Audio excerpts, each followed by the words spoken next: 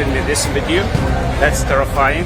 ইসরায়েলের ভেতরে ভয়ঙ্কর এক পরিবর্তন শুরু হয়েছে। দেশ ছাড়ছেন বহু মানুষ, আর যারা যাচ্ছেন তাদের বড় একটি অংশ সাধারণ মানুষ নয়। চিকিৎসক, প্রকৌশলী, প্রযুক্তি বিশেষজ্ঞ, গবেষক এবং উচ্চ আয়ের পেশাজীবী। মাত্র 3 বছরে প্রায় 2,70,000 মেধাবী ইসরায়েলি দেশ ছেড়েছেন। তাই প্রশ্নটা হচ্ছে, ইসরায়েল থেকে যদি সবচেয়ে দক্ষ মানুষগুলোর একটি অংশই বেরিয়ে যেতে থাকে, তাহলে কয়েক বছর পর দেশটির চেহারা কেমন হবে? তেল আবিব বিশ্ববিদ্যালয়ের সাম্প্রতিক এক গবেষণায় উঠে এসেছে চমকে দেওয়ার মতো তথ্য। 2023 সাল থেকে 2025 সালের মধ্যে 2,68,509 জন ইসরায়েলি অন্তত টানা 3 মাস দেশের বাইরে ছিলেন। 1 দশক আগে একই ধরনের সময়ে এই সংখ্যা ছিল প্রায় 1,83,000। অর্থাৎ কয়েক বছরের ব্যবধানেই দেশ ছাড়ার প্রবণতা উল্লেখযোগ্যভাবে বেড়েছে।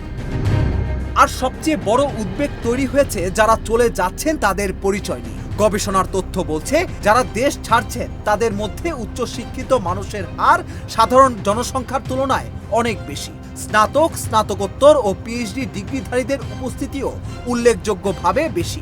2024 সালেই 530 জন চিকিৎসক ইসরায়েল ছেড়েছেন।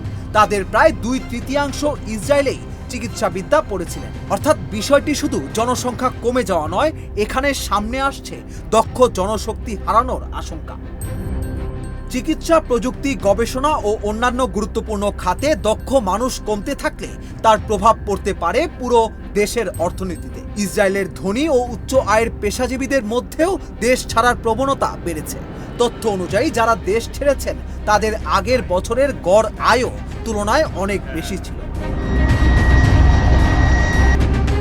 এর পেছনে নিরাপত্তা পরিস্থিতি, রাজনৈতিক বিভাজন, সামাজিক অস্থিরতা এবং ভবিষ্যৎ নিয়ে অনিশ্চয়তাকে গুরুত্বপূর্ণ কারণ হিসেবে দেখছেন গবেষক ও বিশ্লেষকরা।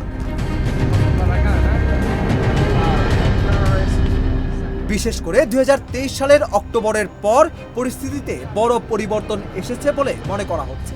মূল সমস্যা তৈরি হবে যদি এই প্রবণতা দীর্ঘস্থায়ী হয়। আর সবচেয়ে চিন্তার জায়গা হলো, একবার মানুষ দীর্ঘ সময় বিদেশে অবস্থান শুরু করলে তাদের একটি অংশ আর ফিরে নাও আসতে পারে। ইসরায়েল এখনো অর্থনৈতিকভাবে শক্তিশালী। দেশটির প্রযুক্তি, চিকিৎসা ও গবেষণা খাতও এখনো গুরুত্বপূর্ণ সক্ষমতা ধরে রেখেছে। কিন্তু প্রশ্নটা অন্য জায়গায়।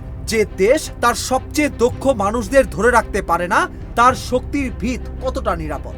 আর এই স্রোত যদি চলতেই থাকে, তাহলে ভবিষ্যতে ইসরায়েলের সবচেয়ে বড় সংকট হয়তো সীমান্তের বাইরে নয়, নিজের দেশের ভেতরেই তৈরি হতে পারে।